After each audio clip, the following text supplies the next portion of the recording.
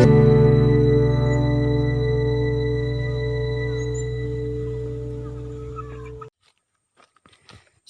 warahmatullahi wabarakatuh.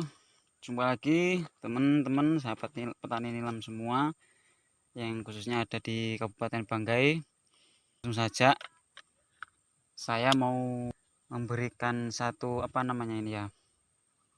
keadaan, berbagi suatu kondisi di lahan saya yang sudah saya tanami nilam. Banyak terserang penyakit, bukan banyak, tidak banyak, hanya satu penyakit yang menurut saya ini benar-benar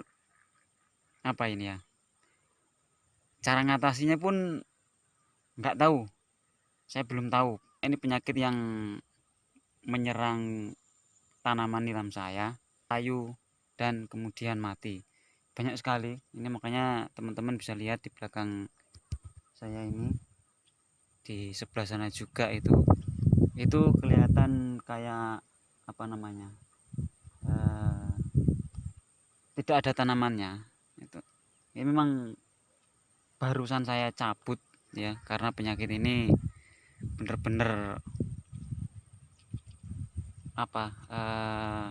belum bisa diatasi sampai sekarang, karena saya juga ini ya baru tahap belajar. Oke, penyakitnya seperti apa kita lihat ya. Oke teman-teman, nah ini penyakitnya, ini mati, layu mati ya. Ini kalau dilihat dari kondisi tanah, oke, tanahnya ya kalau tidak cocok ya mungkin yang lain sudah pada mati semua ya. Ini kalau menurut saya teman-teman langsung cabut saja ya, nggak usah pakai kompromi. Kalau masih tanaman langsung cabut, kemudian ganti yang baru aja tanamannya. Nah ini akan menular. Mungkin kalau teman-teman punya saran kira-kira itu apa obatnya, apa mungkin kurang maksimal. Ini masih seger, tapi yang di bawah ini udah mulai layu, ini. Dan ini nggak pandang usia tanaman nilam ya, penyakit ini teman-teman ya. Karena biarpun tua ataupun muda itu tetap terserang penyakit ini. Walaupun sudah ini lebat atau subur, itu nggak menutup kemungkinan akan terserang. Nah ini sebenarnya sudah cukup bagus, bahkan menurut saya ya sudah bagus lah dibandingkan tanaman di sekitar sini ya. Kita cabut aja ini akan menular nanti teman-teman. Ini lihat, ini subur banget, dan ini bisa menyebar ke sampingnya nanti ini kalau tidak dicabut. Ini kita cabut aja ya, untuk mengurangi mungkin tingkat penyakit nantinya, penularannya. Udah ada indikasi ini, jadi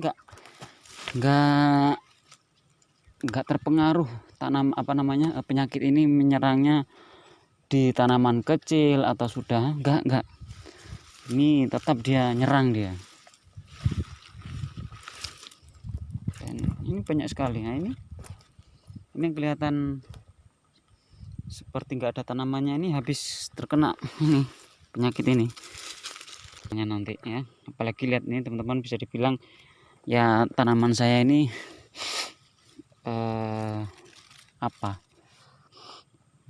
bisa dibilang subur ya, sangat subur. Kalau menurut saya ini sangat subur ya, ini sangat subur teman-teman.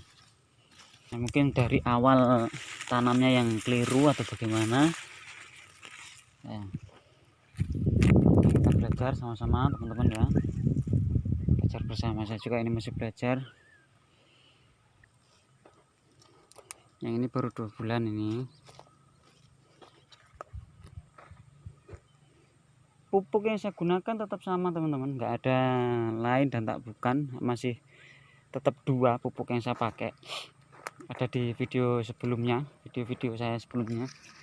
itu ada itu. Saya hanya pakai 2 itu, dan untuk mengatasi kaki gajah itu saya pakai rabat. Nah, pakai rabat ya, alhamdulillah ini nggak ada terserang rabat. Kemarin ada terserang rabat.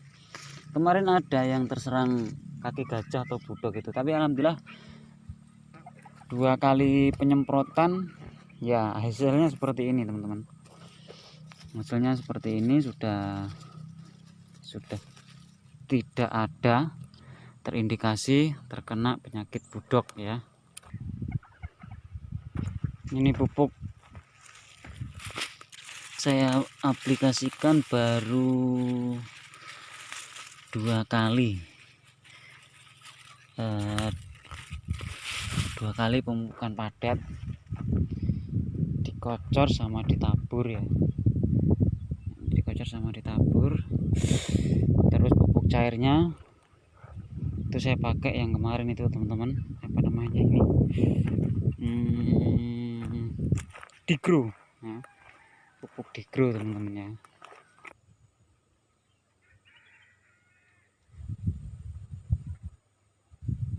Oke, mungkin sekian dulu video dari saya.